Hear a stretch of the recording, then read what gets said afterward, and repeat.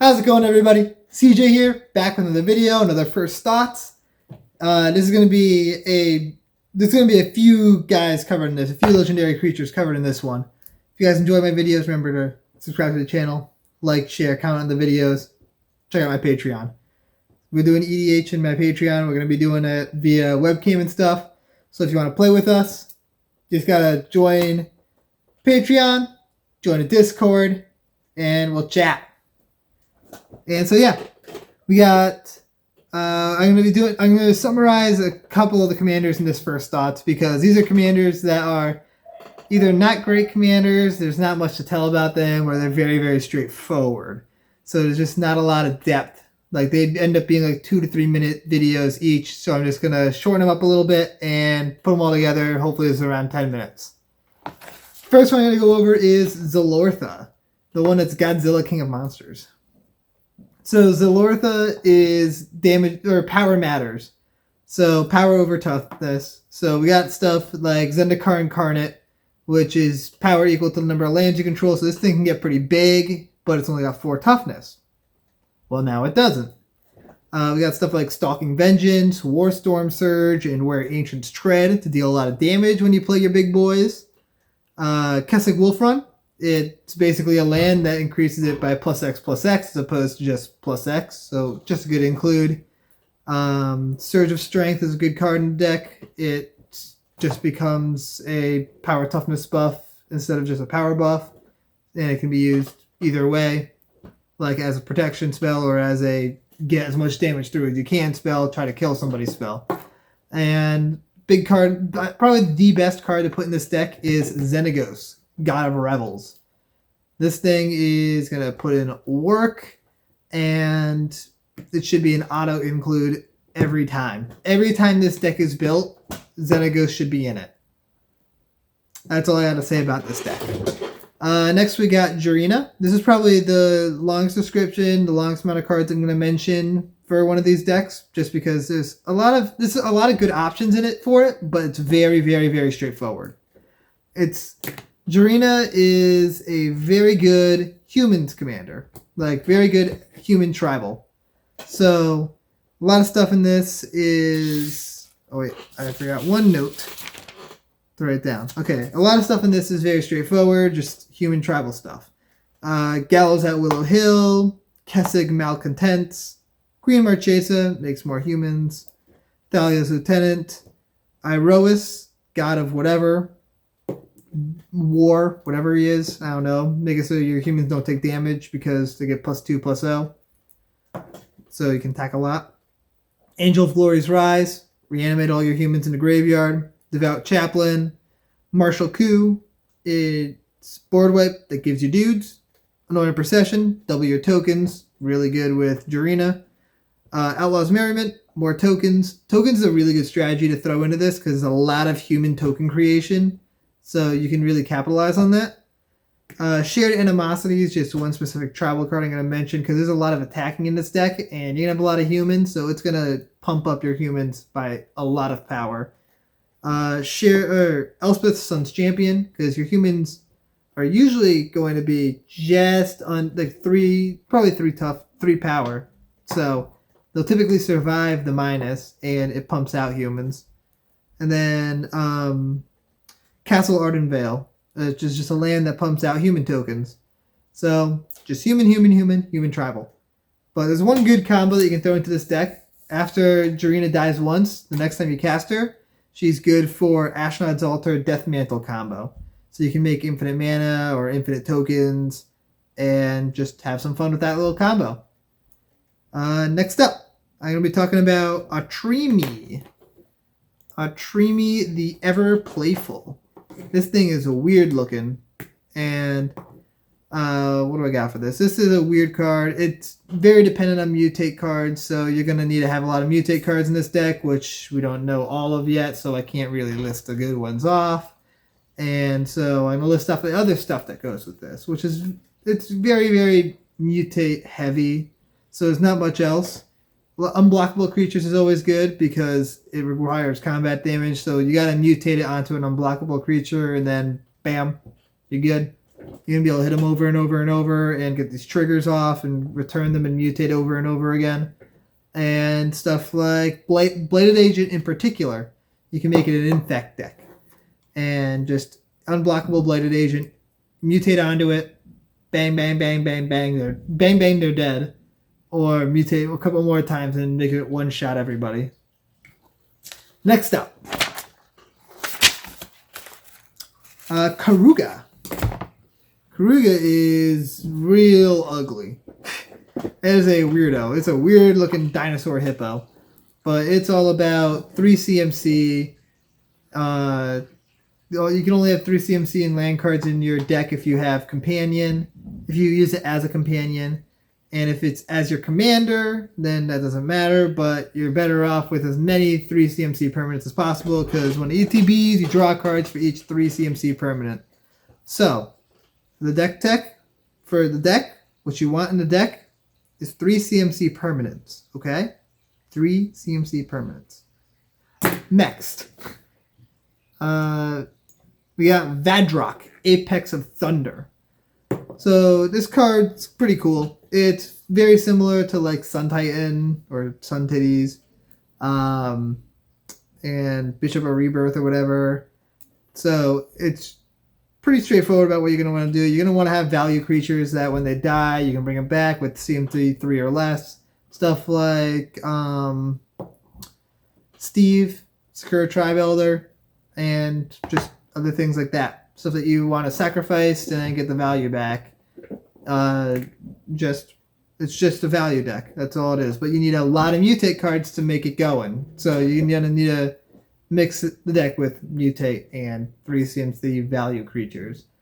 I guess mutate works pretty well in the deck though, just because when the creatures die, when the creature that's mutated dies, they're all going to go into the graveyard. And if they're small enough CMC, you can bring them back and then mutate them.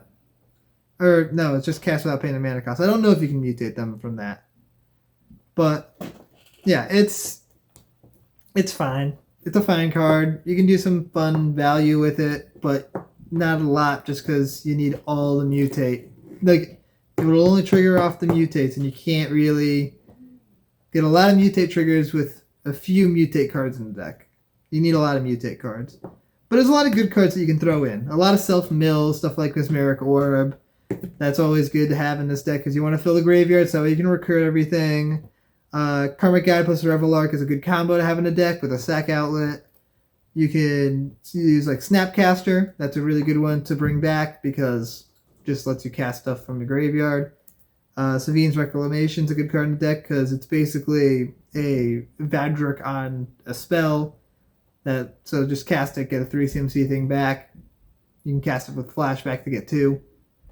And Mystic Remora, which is really nice because you never have to pay for cumulative upkeep. Just mutate, bring it back, don't pay. Mutate, bring it back, don't pay. Over and over and over, get a lot of card draw. After this, or now, we have Snapdax. Snapdax, Apex of the Hunt. So, this card's very, very, very... I mean, it's not combat dependent, but like it's a double striker and all it does is kill stuff and gain you life. So you can do like life gain synergies with it. But like you need to mutate to get those life gain synergies off of Snapdax. So it's not a good life gain commander. But it can kill stuff. But you need to mutate to kill stuff. So I don't think it's a great commander. Snapdax, if you can build it, probably Voltron with life gain synergies, or maybe life gain with Voltron synergies. I don't know. Those are the only two real two ways I can see you playing this card. But it seems very, very strong. It seems really good and limited. And I could see it being a force and standard if the other mutate cards are good enough. Because, I mean, a 4-mana 3/5 double striker alone is very playable. So, yeah. That's Snapdax. Next up is Brokkos. Brokkos. Oko's weird pet. You can mutate it, and it can mutate it from the graveyard. This one is very interesting. This one I think is probably the best Voltron commander out of them because you can mutate it from the graveyard.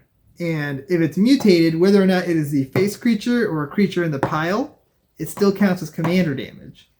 So you can just continuously recast it, swing, recast it, swing, recast it, swing, and you'll be doing commander damage.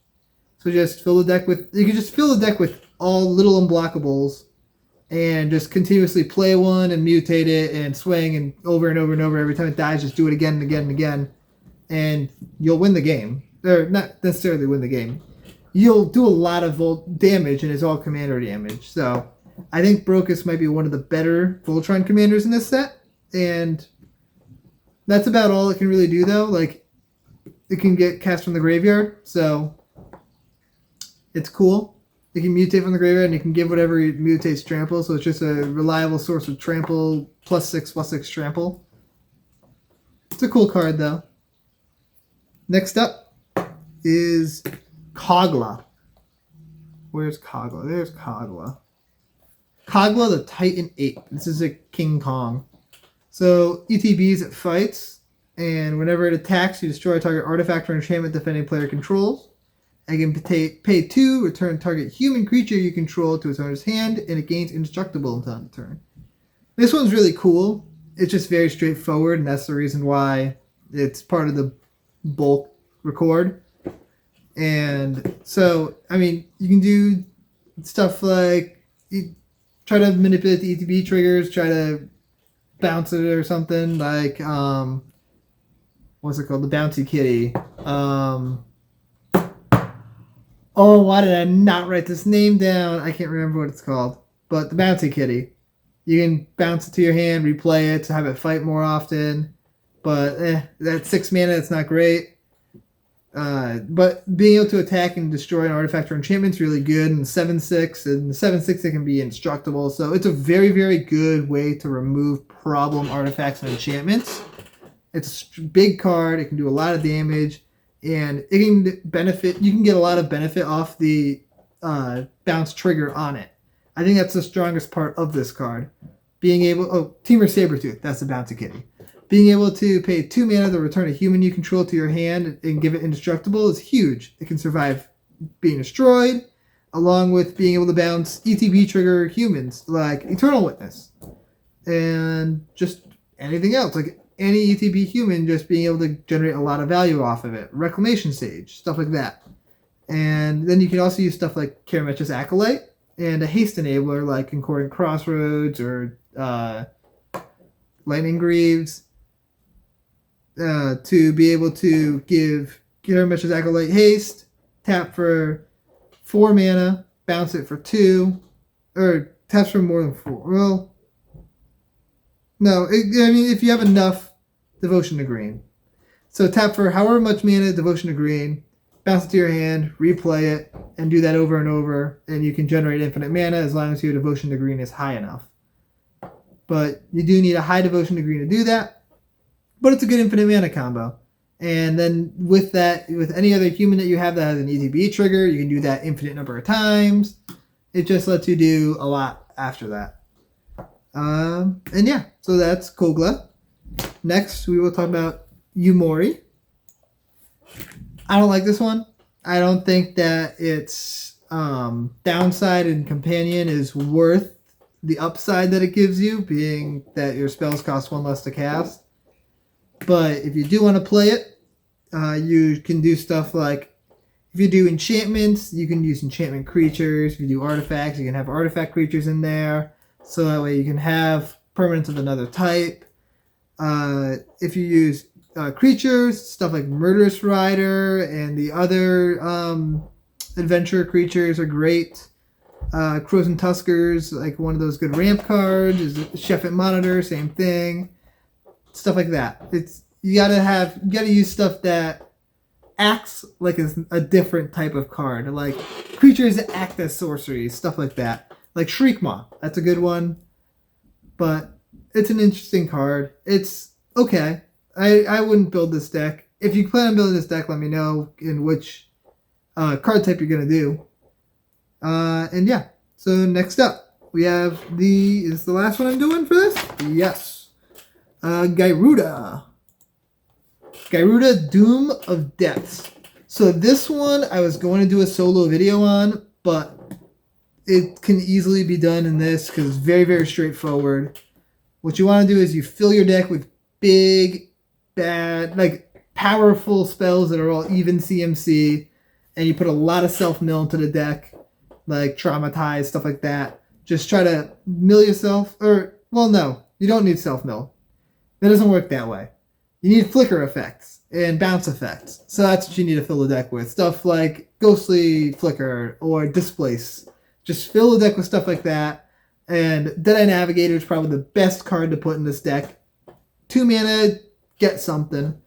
And this seems like it actually could be a very good commander. I think I might build this commander. It seems fun.